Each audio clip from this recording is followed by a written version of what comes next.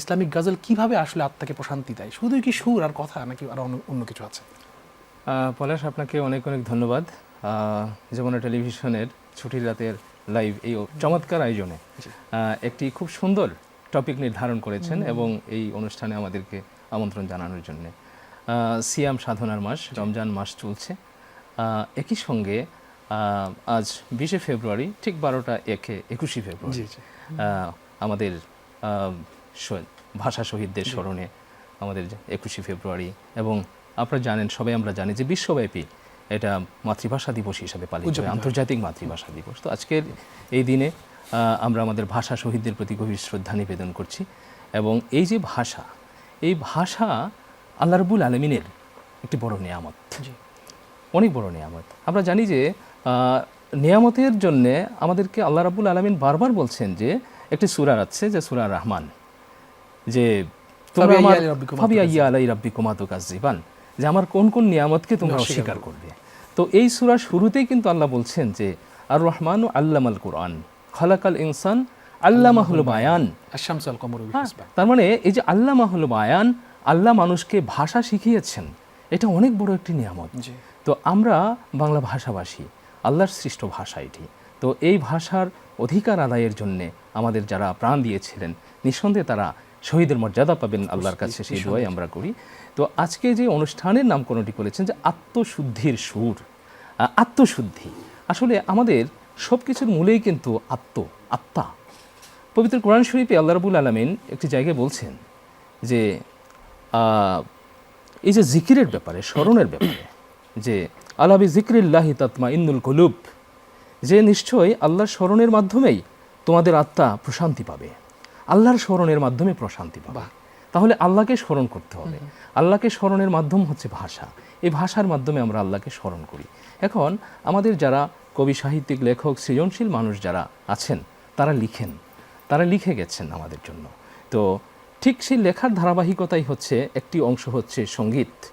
তো সঙ্গীতের মাধ্যমে যে আত্মশুদ্ধির সুরটি আমরা কিভাবে পাই, দেখুন, আমাদের মনে রাখতে হবে যে আল্লাহ রাব্বুল আলামিন কোরআন শরীফে সূরা লুকমানের 27 নম্বর আয়াতে আল্লাহ বলছেন যে পৃথিবীর যত বৃক্ষরাজি আছে সেইগুলো যদি কলম হতো এবং এই সমুদ্রের সাথে যদি আরও 7টি সমুদ্র যুক্ত করে কালি হতো, তবু আমার নিয়ামত লিখে শেষ করা যাবে না। তো এই যে লিখে শেষ করা যাবে না, এই লেখার কাজটি কিন্তু লেখকরা করছেন। তো সেই লেখার ধারাবাহিকতায় আমরা আমাদের বাংলা সাহিত্যেও কিন্তু আমরা আত্মশুদ্ধি সুর হিসাবে সঙ্গীত আমরা পেয়েছি, গজল আমরা পেয়েছি। এখন বাংলা ভাষার আমরা যদি একটু পেছন দিকে যাই, যে ইখতিয়ার উদ্দিন মোহাম্মদ বিন বখতিয়ার খলজি যখন বাংলা জয় করলেন, এই সময়টিকে ডক্টর দীনেশচন্দ্র সেন স্মরণ করছেন এইভাবে যে বাংলা সাহিত্যে মুসলমানদের অবদান।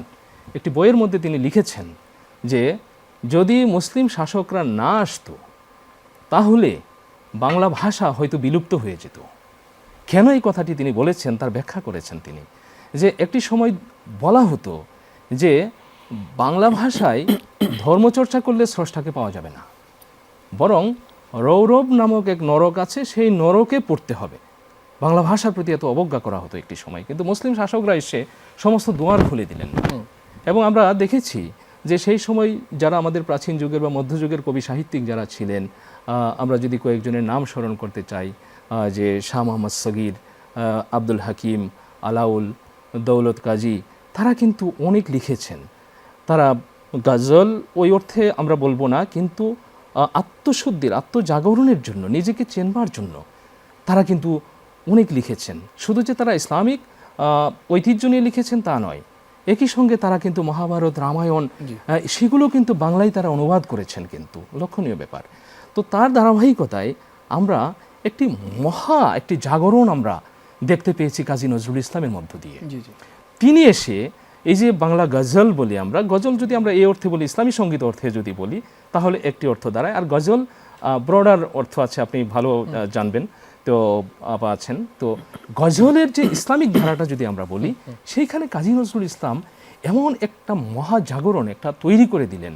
সেটি আমরা যদি লক্ষ্য করি যে প্রিন্সিপাল ইব্রাহিম খাঁ সাহেবকে তিনি একটি চিঠির উত্তর দিয়েছিলেন, সেইখানে তিনি বললেন যে ইসলামী সঙ্গীত, ইসলাম নিয়ে অনেক বড় বড় মানে শিল্প তৈরি করা সম্ভব, সাহিত্য মহাকাব্য রচনা করা সম্ভব। কিন্তু ইসলাম নিয়ে অনেকেই এমন এমন লেখা লিখেছেন যেগুলো ইসলামের প্রতি অবজ্ঞা করা হয়েছে, অবমাননা করা, অবমূল্যায়ন করা হয়েছে। একটা উদাহরণ দিয়েছেন তিনি, যে যখন লেখা হয়েছে আল্লাহ আল্লাহ বলো নবী করো সার, মাজা দুলাইয়া হব ভব নদী পার, যে এখানে আল্লাহর নামও নেওয়া হলো, নবীর নামও নেওয়া হলো, মাজাও দুলানো হলো। মানে একটু একটু তার মানে যে এই যে ভাষার যে একটা একটা একটা অ্যাস্থেটিক্স বা একটা যে নান্দনিকতা, সেখান থেকে আসলে আমাদের এই, আমার যে প্রশ্নটা ছিল যে আমরা কিভাবে আসলে আমাদের আত্মিক এই সুখটা বা এই প্রশান্তি খুঁজে পাবো, সেটা আসলে অবশ্যই ভাষা কেন্দ্রিক।